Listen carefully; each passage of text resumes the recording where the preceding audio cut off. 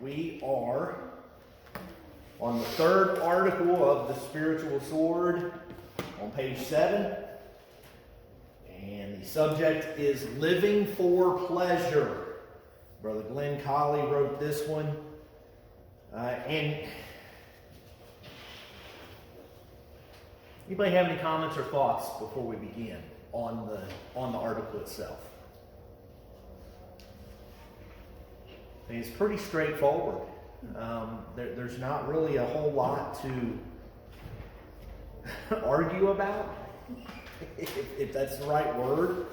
Brother Colley, he begins talking about the value of pleasure. I mean, we like to feel good, right? We like pleasure. We don't like pain. But there's a difference between pleasure and happiness, or contentment, you might say. And so some of the things that Brother Colley goes through in this article is talking about that difference. There are things that bring us pleasure, but pleasure is temporary. And pleasure doesn't necessarily create happiness. It can be a part of happiness, but happiness remains even when pleasure is gone. When those feelings are gone, there's still happiness there. He talks about some of the things that people get pleasure from. Food. I love food. I love a good steak. I like pizza. That stuff brings me pleasure. Music. I love listening to a good guitar solo. I love music. It's something that brings me pleasure. Spending time with family, with children, with grandchildren. All of these things are innocent, you might say. Now, things can be overdone, can't they? And we'll get into that in a little bit. But for the most part, there are things that can bring us pleasure that are not sinful as long as they are not abused. Happiness and pleasure are not the same thing. These terms do have many shades of definition. And for this article, Brother Colley separates them or distinguishes them in this way. Happiness is an overall sense. Happiness is the inner joy in life, which continues despite difficult days of stress and unpleasant situations. We all go through those periods of time in our lives, facing death, facing difficulties with friendships and with relationships, facing sickness, illness, disease. Those things are not pleasant. They bring displeasure oftentimes, but we can still be happy despite those things because there's an overall sense of happiness that we get from God. Opposed to the pleasure, which are brief periods of time and then they're gone. They are evaporating, momentary feelings of joy. Both happiness and pleasure are directly tied to our value systems, and that's something to keep in mind. The things that bring our neighbors pleasure, the people who are outside the church, the people who have different moral standards, they should not be the same things that bring us pleasure. Okay? We have a different set of guidelines. We have a different value system that defines what is pleasurable or what should be pleasurable for us. Jesus taught on one occasion that happiness is tied to serving others. At the Last Supper, he washed his disciples' feet. He knew what was going to happen. He knew where he was headed. And yet he still decided to serve. And he told them that he had given them an example. John 13, 15 through 17, that ye should do as I have done to you. Verily, verily, I say unto you, the servant is not greater than his Lord, neither is he that sent greater than he that sent him. If ye know these things, happy are ye if you do them. We can be happy doing the Lord's work. We should be happy doing the Lord's work.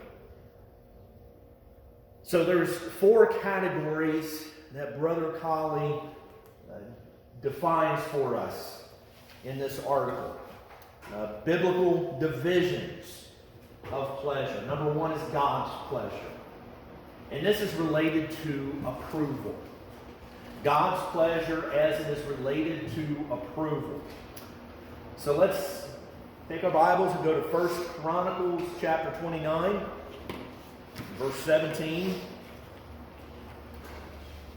1 Chronicles 29, 17. David is collecting materials for the temple. And people bring forth all of these materials.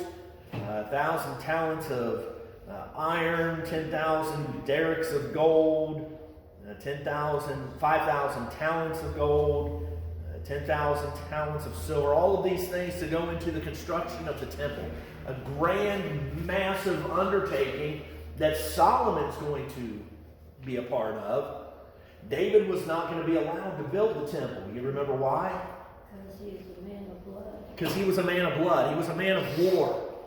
Yeah. And God wanted a peaceful person to build this temple. And so David blesses the Lord before all the assembly. And he gives this psalm here in the middle of chapter 29. And after the psalm, in verse 17, he says, I know also, my God, that you test the heart and have pleasure in uprightness. As for me, in the uprightness of my heart, I have willingly offered all these things, and now with joy I have seen your people who are present here to offer willingly to you. So there's an uprightness. What does uprightness mean? What does it mean if your heart is upright? Righteous? Righteous, yeah. It means you're doing what God has told you to do, right? So God takes pleasure when we are righteous, when we do the things that God tells us to do. Okay? Second, God takes pleasure in the prosperity of His servants. This is not the health and wealth gospel. That's not what we're talking about. There's a lot of false doctrine floating around in the world, name it and claim it kind of stuff that's not in the Bible. But God does want to bless His people. So in Psalm 35, in verse 27, Psalm 35 and verse 27, David says, let them shout for joy and be glad, who favor my righteous cause. And let them say continually, let the Lord be magnified, who has pleasure in the prosperity of His servant. Now, if we're serving God, we're doing things the right way, are we going to prosper in the wrong way? Are we going to cheat and lie to gain money? No.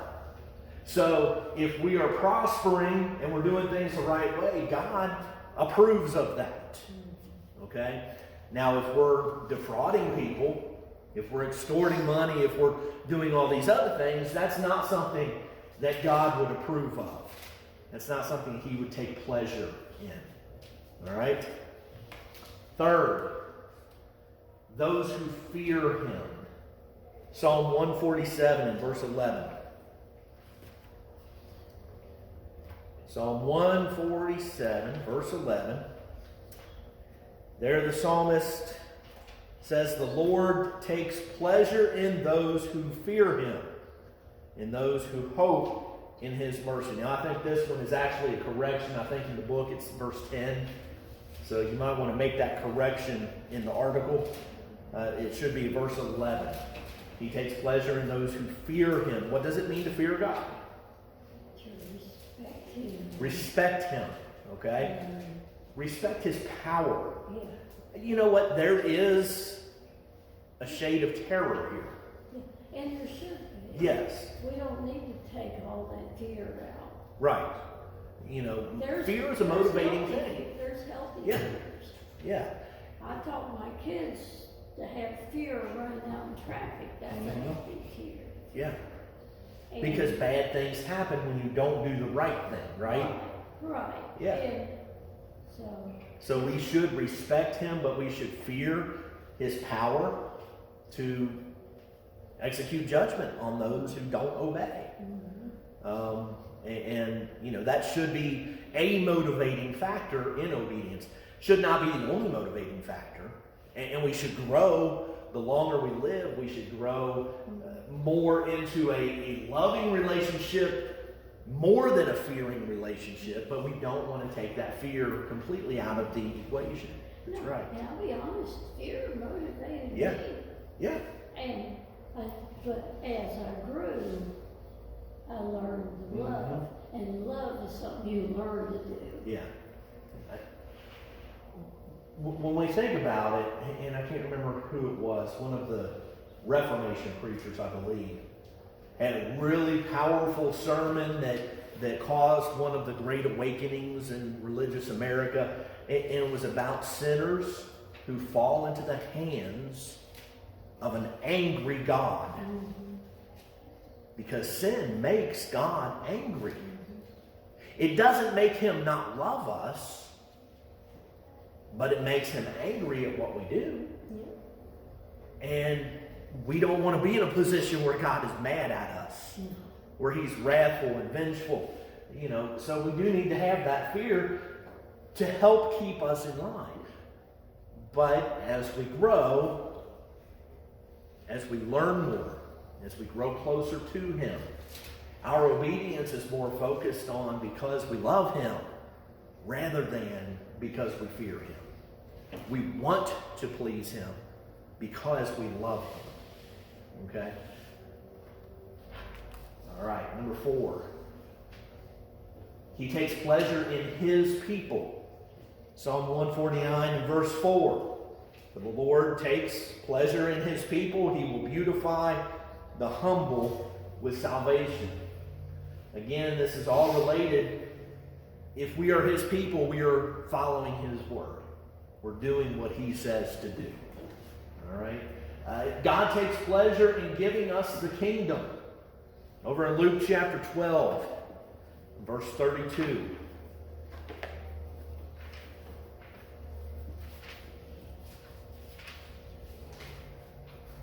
Luke 12, verse 32, do not fear, little flock, for it is your Father's good pleasure to give you the kingdom. And also in Ephesians chapter 1 and verse 5, where he's talking about the biblical predestination. He says, having predestined us to adoption as sons by Jesus Christ to himself, according to the good pleasure of his will. So there are senses in which God demonstrates his pleasure even in the New Testament. It's not just an Old Testament concept. And then finally in Philippians chapter 2 verse 13, again the idea of obedience is presented there. For it is God who works in you both to will and to do for his good pleasure. In context, Paul had just said, therefore, my beloved, as you have always obeyed, not as in my presence only, but now much more in my absence. Work out your own salvation with fear and trembling, for it is God who works in you both to will and to do for his good pleasure. Obedience is important to God, and he takes pleasure in us when we obey. Now, on the other side of that, we have God's displeasure, and that's related to his disapproval He does not take pleasure in wickedness. In Psalm chapter 5 and verse 4, he talks about that. Also, when the wicked die, a couple times there in Ezekiel, he expresses his desire for the wicked to turn from their wicked ways before death comes, because he does not take pleasure in the death of the wicked. All right. Any questions or comments on this part of Brother Colley's article? Okay. Now we're going to move into the area of man's pleasure as we continue. And first we have the pleasure that is approved by God. Number one is intimacy within the marriage relationship. There are several things in this life which God has created that bring moments of pleasure to humans, and we need to keep that in mind. These are moments. Pleasure, as a rule, does not bring happiness, the long-lasting happiness, okay? But there are things that we can enjoy in moments that bring pleasure that God does approve of. The intimacy within the marriage relationship. Genesis chapter 18, verse 12. Sarah is told about Isaac. And she is told that she is going to bear a son to Abraham. And what was her response? She laughed, right? She laughed.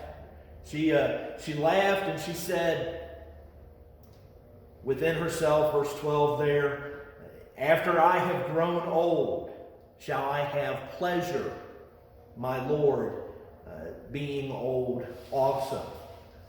So there is that aspect of approved pleasure by God. There is time of enjoyment of life, singing good days. You know, who doesn't like to laugh? Who doesn't like to smile? To be, I don't want to say entertained, but to be amused, I guess. Now, of course, the source of our amusement, we should take care that it's righteous or that it's pure. But, you know, Peter talks about this in 1 Peter chapter 3 and verse 10.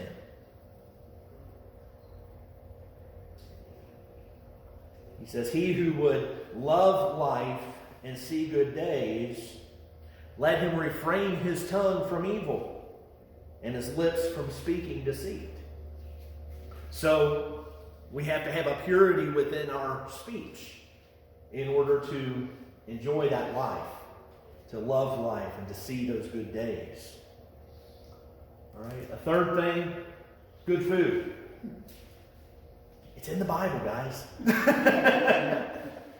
Don't want to overdo it, but definitely, you know, there's a couple verses there in the Old Testament that talk about Deuteronomy 23 and 24 talks about when you're in a neighbor's field. I'm trying to remember the food that he's talking about, grapes, I think. You can eat as many grapes as you want while you're standing there. You can't put them in your pockets and take them home with you. But while you're standing there in your neighbor's field, you can eat grapes, you know. Job 21:25 also talks about the pleasure of food.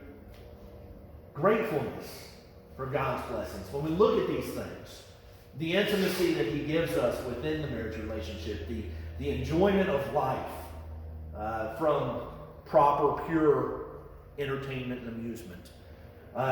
Good food. Should we not be grateful for these things? Should we not be happy that God has blessed us in such a way? He gives us those. Well, every good and perfect gift comes down. Absolutely, yeah. James 1:17, right. Every good and every perfect gift comes from above, the Father of lights, within whom there's no shadow of turning, no variation. So definitely, he is the one who gives them to us. He is the one who gives us the ability to feel pleasure. Okay? And so we should be grateful for that. Psalm 111 verse 2. The works of the Lord are great, studied by all who have pleasure in them. So we should even have pleasure in studying the Word. The psalmist talks, Psalm 119 is basically a love letter to the Bible, to the Scriptures. He talks about how wonderful it is to have the Word as a light and a lamp and a guide in our lives. It's a great psalm. Psalm 1 in verse 2 talks about how the blessed man, the happy man, the man who is content with life in general, he's not walking in the paths of the unrighteous or standing in the ways of sinners or sitting in the seats of the scornful. His delight, I guess that's possibly a synonym. I didn't look up the Hebrew to see if it is the same word, but his delight or his pleasure is in the law of the Lord. And in that law he meditates day and night. So we should have pleasure in the things that God has blessed us with.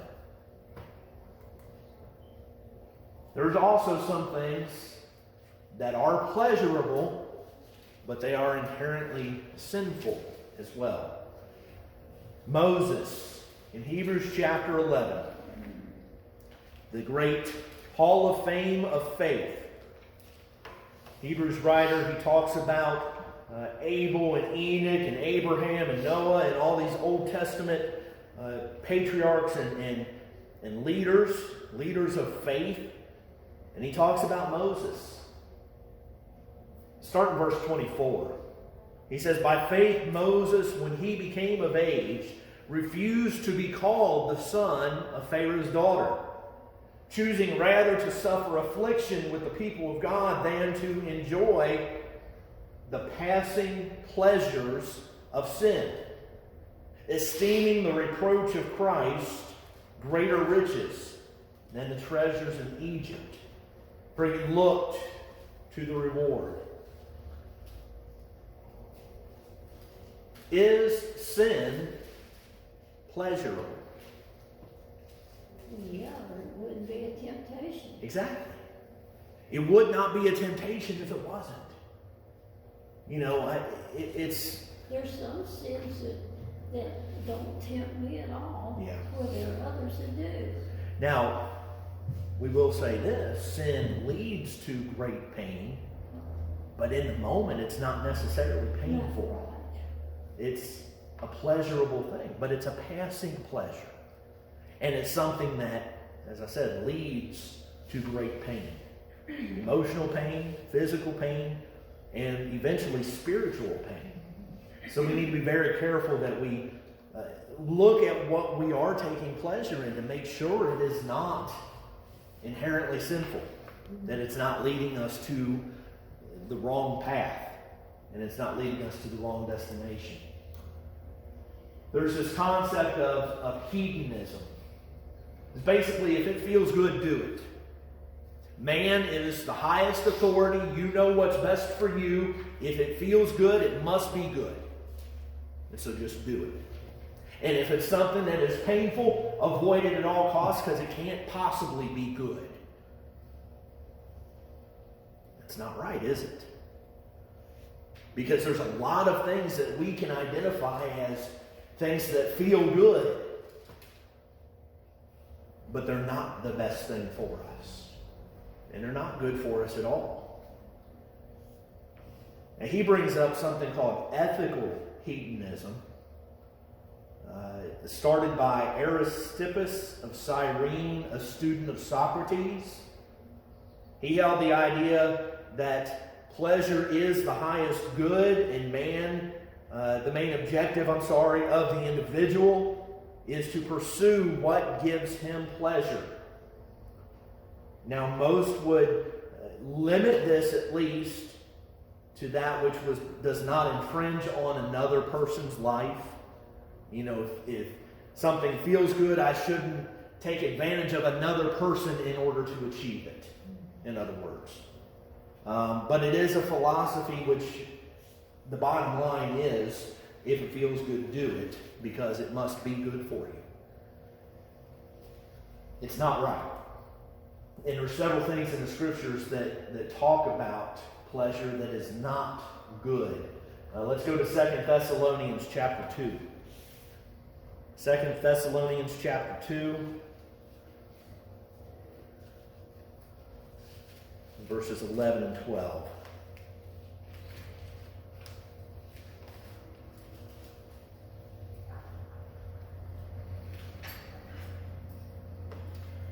And for this reason, God will send them strong delusion that they should believe the lie, that they all may be condemned who did not believe the truth, but had pleasure in unrighteousness.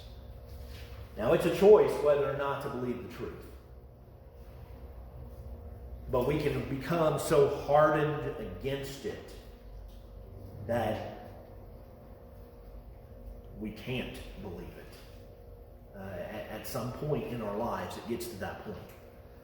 And we basically fall into the hedonism trap of if it feels good, do it. So it's something we need to avoid. There are several potentially addictive behaviors. Paul talks about the works of the flesh in Galatians chapter 5, verses 19 through 21. It says, "Now the works of the flesh are evident, which are adultery, fornication, uncleanness, lewdness, idolatry, sorcery, hatred, contentions, jealousies, outbursts of wrath, selfish ambitions, dissensions, heresies, envy, murders, drunkenness, revelries, and the like." And the like means there's a lot of other stuff included in the list that are not explicitly named. So in these things, Paul says, "Of which I tell you beforehand, just as I also told you in time past, that those who practice such things will not inherit the kingdom of God." There are several places in the scriptures we can find similar lists. 1 Corinthians chapter 6 talks about it. Revelation chapter 21 talks about it. There are things that, as Christians, we need to avoid. And we need to make sure that we don't even put ourselves in the situation where we'll face the temptation to begin with. Because we're weak, aren't we? We're human. And if that temptation is there far too often, we will fall into it. We'll give in and do whatever the temptation may be. Lovers of pleasure. 2 Timothy chapter 3.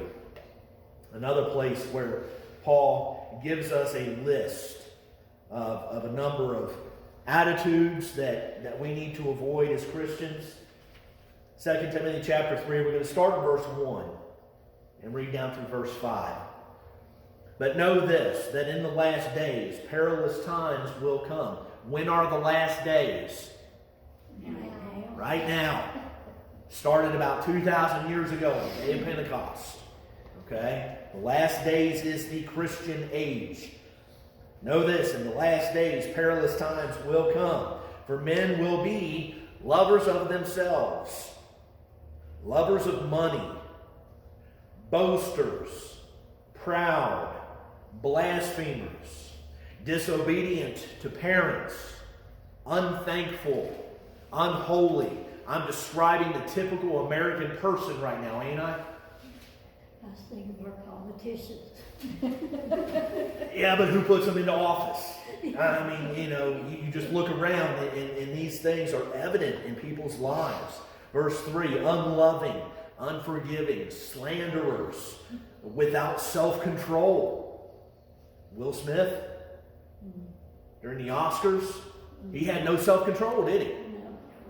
"Brutal, despisers of good, traitors, headstrong, haughty, proud, lovers of pleasure rather than lovers of God, having a form of godliness but denying its power.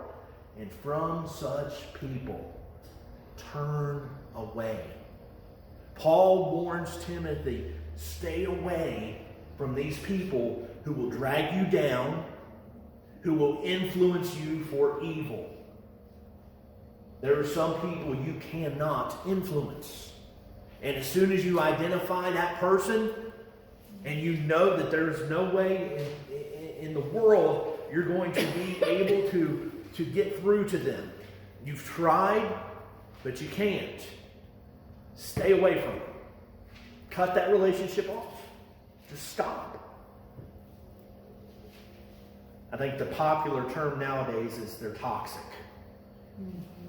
And you need to stay away from that which is toxic, because it will ruin your eternal destination.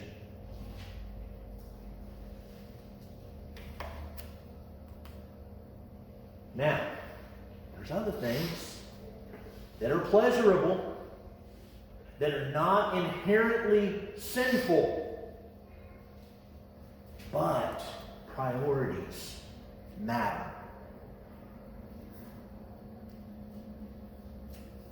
So this entire book, this series of lessons is based on the parable of the sower. And that word pleasure, the cares of life, the things that can distract a person from doing what is good, what is scriptural. Brother Colley talks about the primitive farming methods in Palestine, where they weren't really concerned with careful planting and seeking out the good soil. They just went out spreading it everywhere. And it was effective for them. It's also effective in spreading the gospel that way, and that's how we need to do it. We need to be sure that our lives are being lived in such a way that people can see Matthew 5:16, your good works, and glorify your Father which is in heaven. They need to hear you talking about church, Jesus, morals. They need to hear those things and see them. Throwing the seed in handfuls meant there was some seed that was wasted. There was some that fell on that hard pathway, the sidewalk, basically. It was stepped on. It was eaten by birds. There was that which fell on the soil that was thinly covering bedrock, and it was scorched by the sun. And then there was the seed that fell among the thorns. And it was choked as it grew. It was weakened. And this entire book that we're looking at is about that third instance, the thorny soil. Jesus said the ones that fell among the thorns heard go out and are choked with cares, riches, and pleasures of life. And they bring no fruit to maturity. When a person spends too much time chasing pleasure, even if it's innocent, even if it's not inherently sinful, it becomes wrong because he's neglecting the more important matters. He gives several examples here. Several, what's the word I'm looking for? Instances in which a person may spend too much time on seeking the pleasures. Travel. You know, if you're spending so much time away from the church, that doesn't mean don't ever take a vacation. But if you're gone every single weekend, then you have no church family, do you? We've got to have a root, a place where we're rooted with other Christians. Business. If you're so focused on the bottom line that you're pinching every penny and everything, every thought that you have is focused on succeeding in your business, is there anything wrong with being successful in business? No. But if it's taking your focus away from the gospel, if it's taking your focus away from eternity, because you're not going to be running that business in heaven, then your focus may not be in the right place. Recreation, sports, music, theater. If we're so involved in these things that we no longer have time to be involved in the works of the church, and then we become offended when somebody points it out, there's a problem there.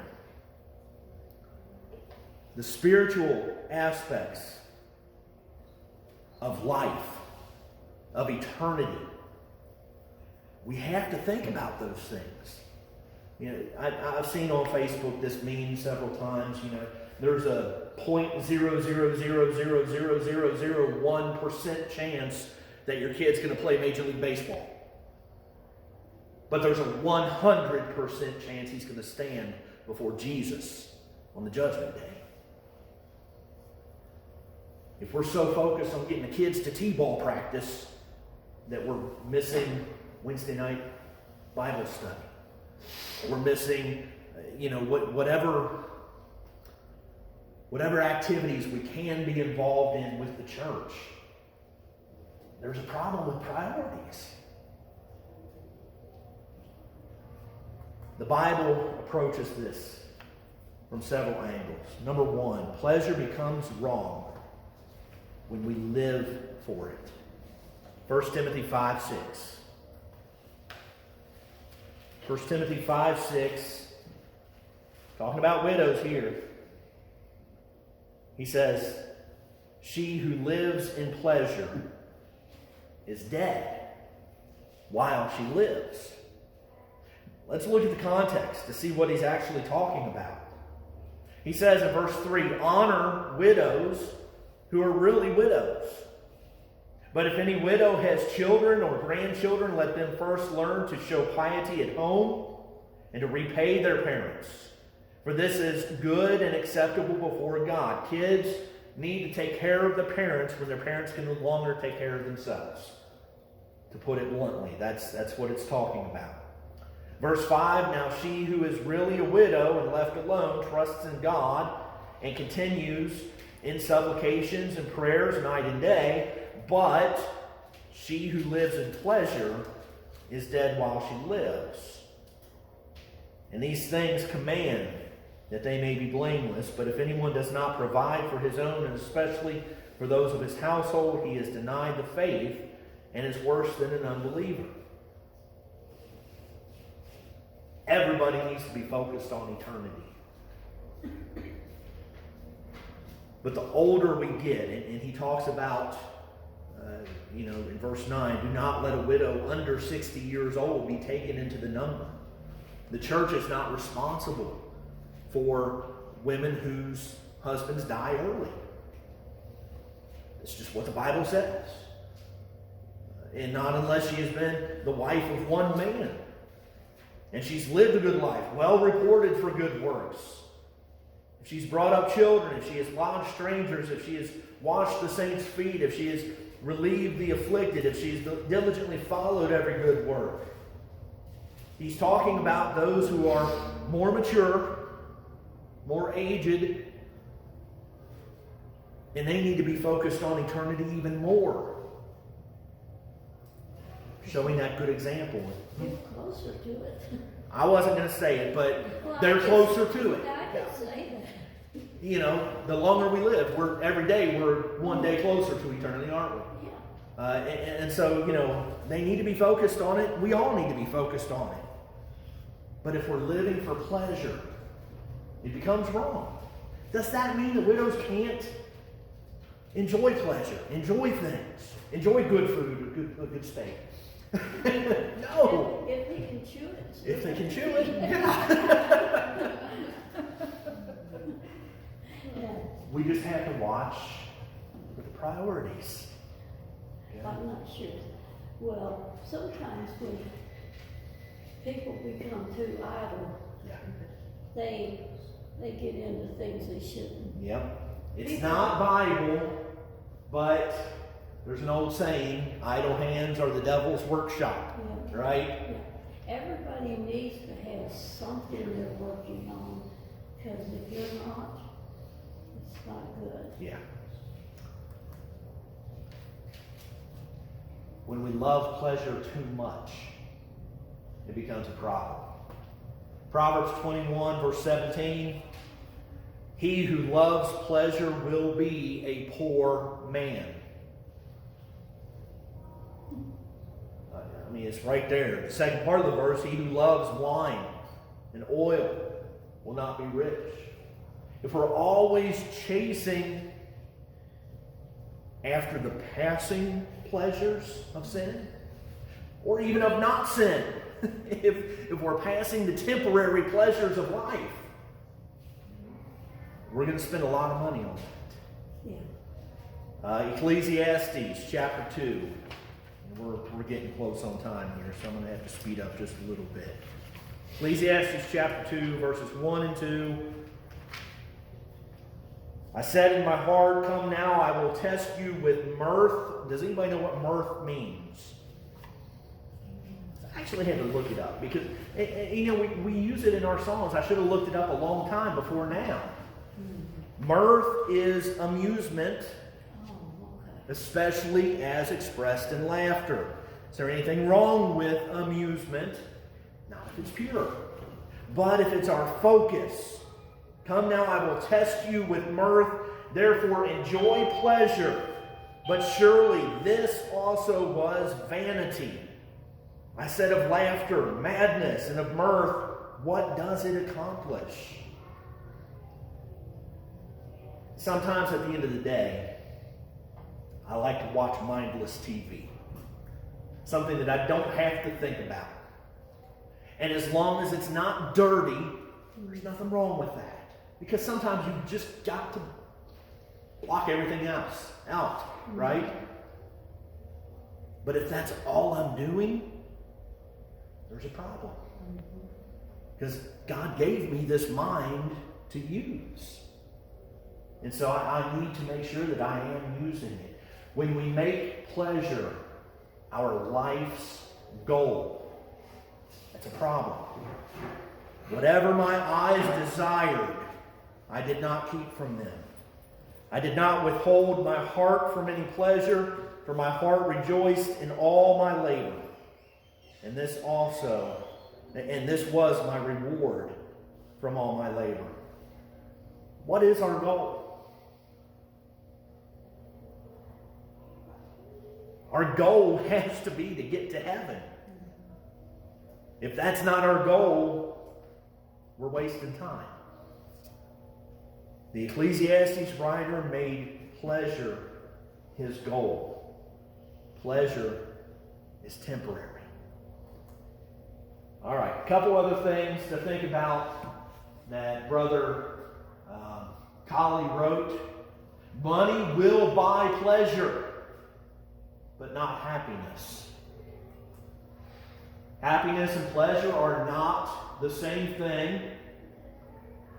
Remember that what gives us that pleasure is strongly influenced by our values.